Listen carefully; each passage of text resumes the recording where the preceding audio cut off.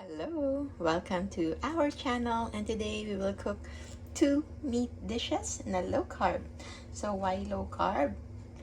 We don't like the blood sugar spike and insulin spike na nadudulot ng mga carbohydrates. So yung mga carbohydrates usually hindi lang matatamis because yung common knowledge ay yung matatamis lang yung iiwasan, and for the starchy ones naman yung rice lang. But actually, it's more than that in order for us to really achieve the healing na hinahanap natin sa low carb. So, eto yung meat natin. We have half kilo of beef and then another half kilo of pork. So, yung beef gagawin natin ng may sabaw with kimchi, and the pork we will just cook as is. So, magsisimula na tayo while talking a little about low carb. So, may nagtanong sa akin before, bakit ba daw ako naka-low carb? If I was fat before, or bakit daw ako nagda-diet? Akala nila, low carb is just for those papapayat. Well, I admit initially, yun talaga yung isa sa common na goal ng mga tao why they do low carb. But eventually, we realize na hindi lang yun yung totoong reason why we want to stay low carb. Because low carb is more than just weight loss.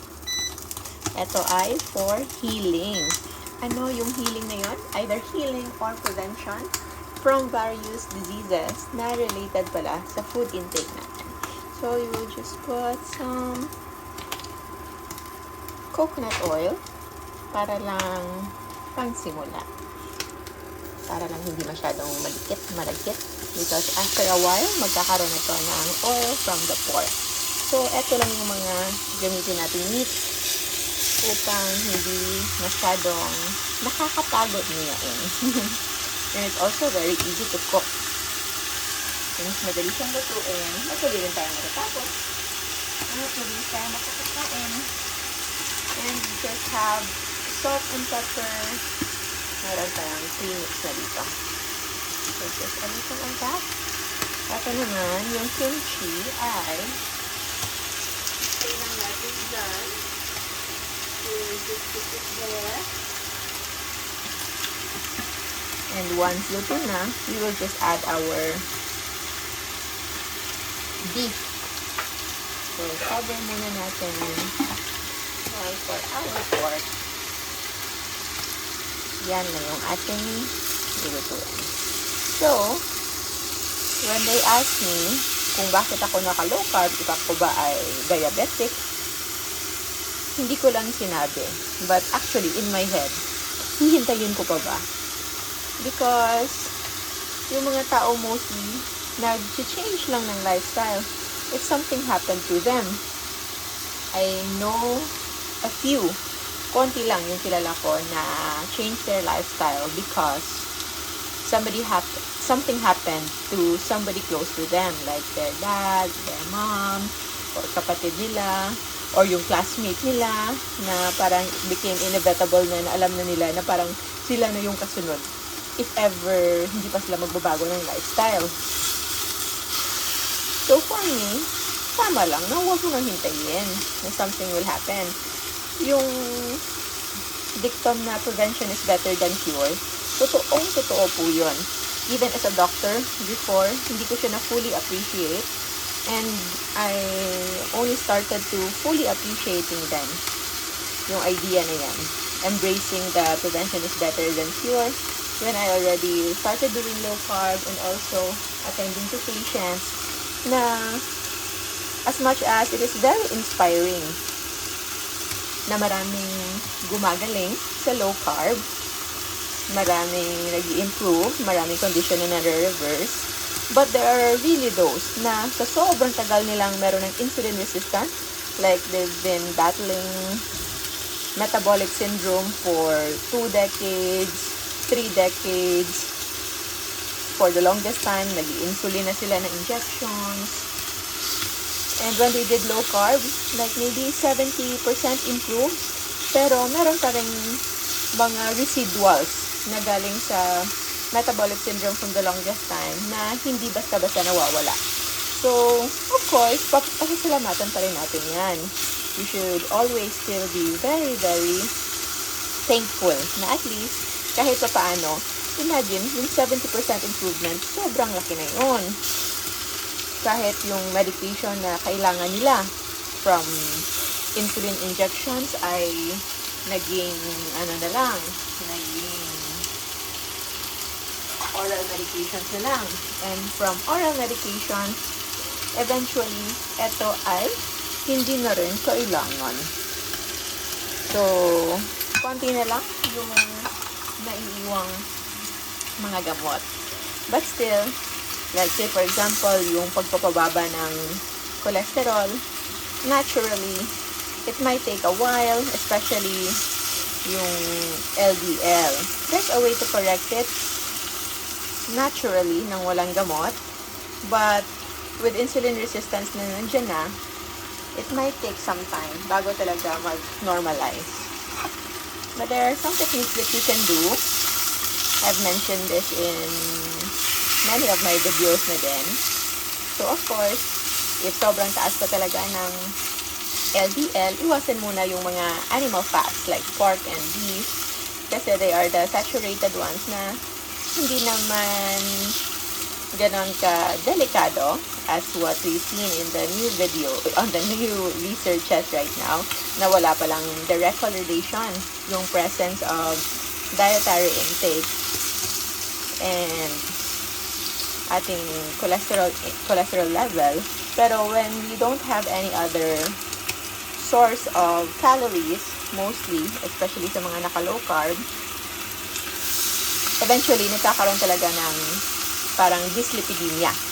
So, yung LDL, tumataas.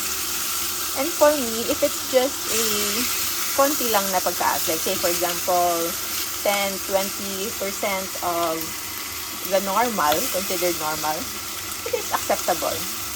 For me, I don't mind that.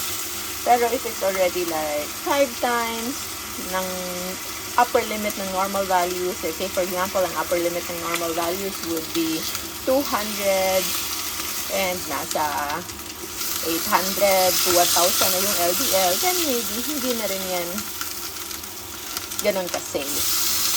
Although, ngayon, wala pang much research supporting its safety. That's also the reason why hindi tayo kailangan magkumpiyansa dapat. That's why, as much as low carb is the healing food, it should be done the right way. So, again, kung gustong papababain ng konti yung LDL and especially triglycerides, okay, you can avoid first all of these saturated fats and focus more on the fats na less yung levels of saturated fats like olive oil, avocado, kung wala namang mga contraindication, then fish oil, eat fatty na mga fish. So, yung isda na ginagawang tuyo o ginagawang sardinas, those are very cheap and you can get a lot of good fats there. So, when you increase your good fat intake, your body will tend to make more of HDL. So, merong mga ways to compute na hindi lang basta magpo-focus lang sa LDL.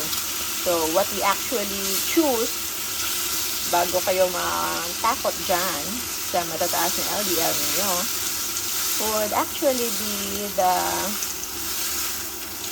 difference between your total cholesterol, ima-minus nyo doon yung inyong LDL at saka HDL.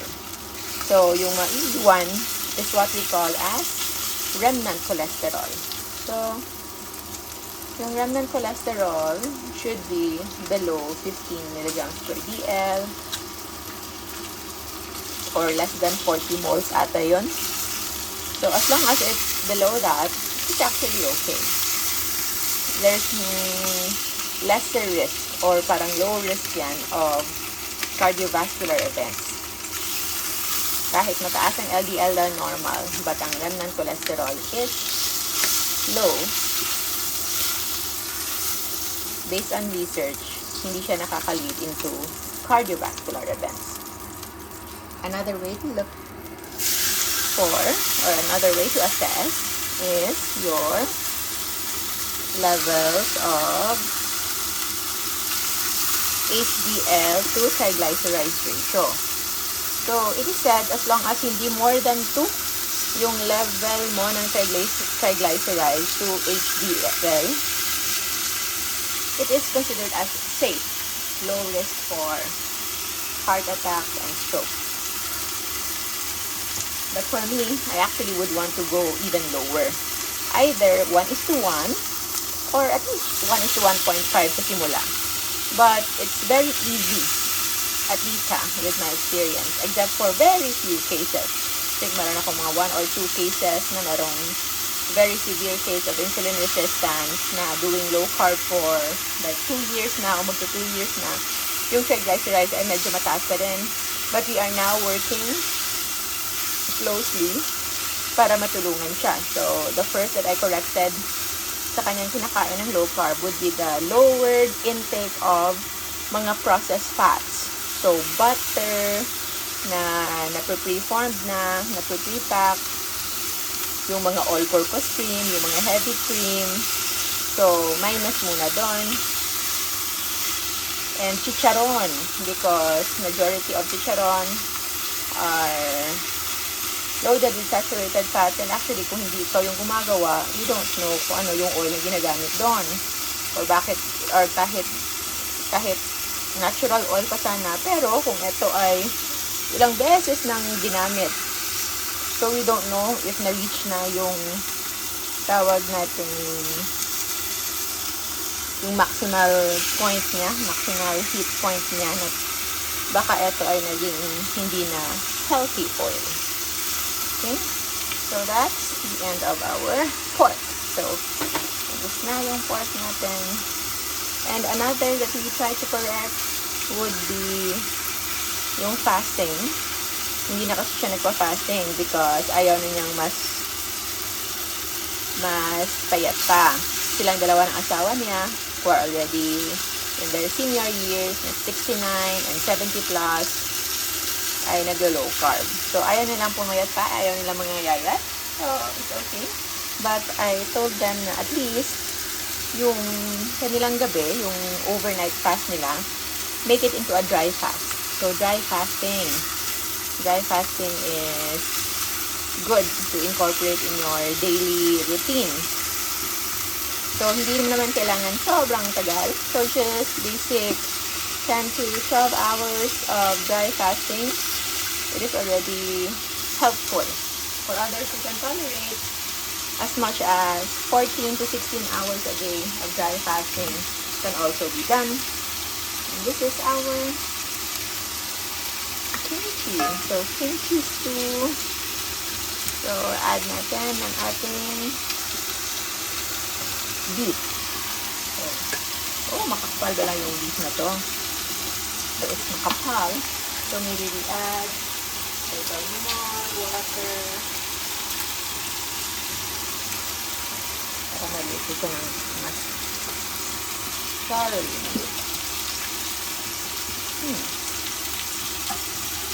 Baka hindi ito masyadong magustuhan ng love because yung gusto niya is yung manipis. Ako din actually. But I learned to love beef now kahit ano pa siya. Kahit medyo matigas. Kahit hindi ganun ka-fatty. Tinanggap ko na ang beef. Because beef, amongst all the meat, ruminant meat yung pinaka-healthy. And with ruminant meat, beef is the best given that it's always available. And then you have cheaper options then. Hindi lahat ng beef mahal. Konti lang yung mga beef na really expensive, yung mga steaks talaga. At I think this one is in the lower mid range. because these are Korean beef, a little more expensive than mga nasa market natin na beef. But for me, it's worth it kasi hindi siya mahirap kainin. So, another strategy that you can do to lower your triglycerides and LDL. Of course, no, sa low carb, if there's new in our channel, yung iniiwasan talaga natin, big carbs muna. So, the big carbs, include rice, patatas, oatmeal, mga tinapay, breads, regular ones, ha? So, kailangan natin iwasan yun. Pandesal. What else? Yung common na mga pang-snacks, kahit yung mga biscuit, crackers, those are actually very high carb na kung parati mong kakainin, kakonti-konti, that can still lead into insulin resistance. Although, I know, marami namang iba na can accommodate it, yung tinatawag natin marunong talagang kumain in moderation. But, konti lang. I think there are exemptions rather than the rule. And as you can see, even if they're somewhat generally healthy, pero hindi talaga like as healthy as sa nakikita natin sa mga low carbers na at the age of 65, 70, ay nare-reverse pa yung kanilang mga sakit. So, how much more if you start young? So, if you start young, most likely, you can prevent it. So, imagine if you're still young, starting low carb at your 40s, 50s, bago pa kayo magkaroon ng maintenance medication. So, by 60 to 70, wala pa kayong kahit anong sakit. So, maybe the onset of mga sakit na usually associated natin with aging, na usually by the age of 40s, 50s, nakikita na natin, full-blown na by 70s, ay baka ma-prolong natin ito to 80s, 90s. At least that's what I'm hoping for. And so far, sa lahat ng na-research ko, nabasa ko, low carb is really the most promising. So, we don't know, no? Maybe something will change eventually if we will discover something else. But as of now, low carb talaga yung pinaka the best way to approach things sa ating nakikita. As long as you also choose the healthy kind of low carb. So, pork may not be the best kind of fat there is. Okay, but I would always choose pork fat over potato chips, over junk foods, over ice cream, over french fries, over, ano ba? Kahit yung mga hotdog sandwiches. So, all of those are not the healthiest kind. Okay? So, I will show you our plate of pork. And we can put it back. It's already okay. And we will see our kimchi soup. Kung luto na yung beef, we are good to go. So, mabilis na naman maluto yung beef. This one for me, I think is okay na. But we need to cut the beef siguro. And tikman natin yung sabaw. If it's too strong, pwede pa natin lagyan ng water. I think this is okay now. Can add a little water.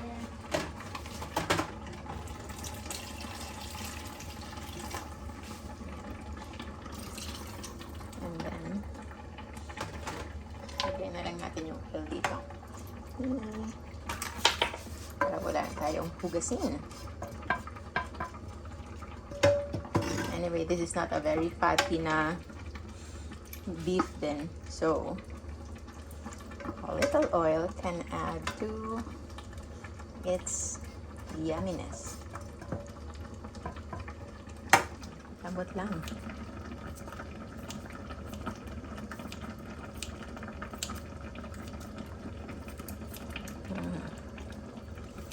So, kimchi is good, no, as probiotic. Pero kapag niluto nyo na siya ng ganito, patay na yung mga probiotics. So, it's more on flavor of kimchi. Sarap na ng kimchi. And of course, fiber from the vegetables, the spice, which is also good in increasing metabolism. Yung mga spicy foods. Okay. So, yan. Para hindi na tayo masyadong humuya. Because this one, hindi siya ganon ka nipis. And after this, we will be ready to plate. We can eat na. And I think this one is good for 2 meals. Hindi namin ito mauubos na. Because we already ate breakfast very early, free in the hotel. So that this one is just our second meal. So most likely, may tira pa to para bukas. So lastly, before we end, another trick if you've been on carnivore na for so long, yan, then yung LDL nyo ay mataas or yung triglycerides nyo hindi pa rin bumababa. Of course, you have the option to follow your cardio advice when it comes to intake of statins, fenofibrates, and other medications. Just be mindful lang of the side effects if you can tolerate them. Okay. And if you can get calcium score, so yung CAC scan, carotid artery calcium score, that is a more definite way to check if you have lower or higher risk of cardiovascular disease. Okay, so done na. We will turn this off. Yan. And we are ready to plate. So yan lang. Simple lang yung pagkain natin. Just kimchi and beef plus pork. So, yan. Yan. And this one. And last step pala, you can increase your fiber. So, meron tayong psyllium husk and inulin fiber. So, you have 2 options that you can do. So, 1 to 3 tablespoons in all. So, nasa sa inyo na. You can start with 1 and then level up ng konti to 2. Okay. Ang ating kimchi. It's 2. Ang inulin powder at psyllium husk, wala naman silang masyadong lasa. So, you can incorporate them to anything. So, kahit saan pwede. So, maybe, I discovered lately na pwede pa siyang ilagay sa anything na masuka. So, yan lang, no? Okay na siguro yan.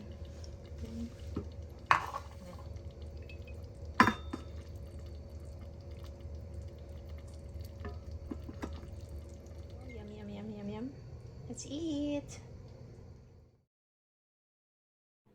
Thank you so much for watching. Mahalagang paalala, hindi po ako nag-endorso ng meal mix nuts, super meal mix, veggie noodles at iba pang produkto na illegal na gumagamit ng aking pictures at videos. Paano malalaman if yan ay scammer? Number 1, tingnan nyo yung page. Kakaunti lang yung followers nun because my page, Dr. Josephine Grace Rojotan, nasa 952,000 followers na po. Number 2, tingnan nyo ng maigi, edited yung mga pictures and videos na ginagamit nila nang wala kong pahintulot. And number 3, kapag kiniklik nyo, meron pang idadirect kayo sa isang website outside the page na yon. So remember na wala pong magic sa pagpapagaling. Nasa tamang pagkain at lifestyle lamang, magpa-araw, mag-exercise at kumain ng natural and whole foods. Remember, stick to our safe list of JGC Rojo food list at yung food list na ito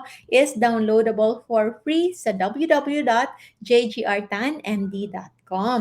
And of course, if you need low-carb suppliers na legit, meron po yan sa ating official LCF partners. Paano malalaman? Just make sure na follow kayo sa ating Facebook na LCF Center, and of course, yung diet doktora natin, dyan nakalista yung ating mga legit low-carb providers. And also, don't forget to subscribe to our Facebook and YouTube channels, Dr. Josephine Grace Rohotan. And for more learning, make sure to enroll in our LCF Masterclass by yours truly. Stay low carb, stay safe. Maraming salamat po. Till next time. Bye!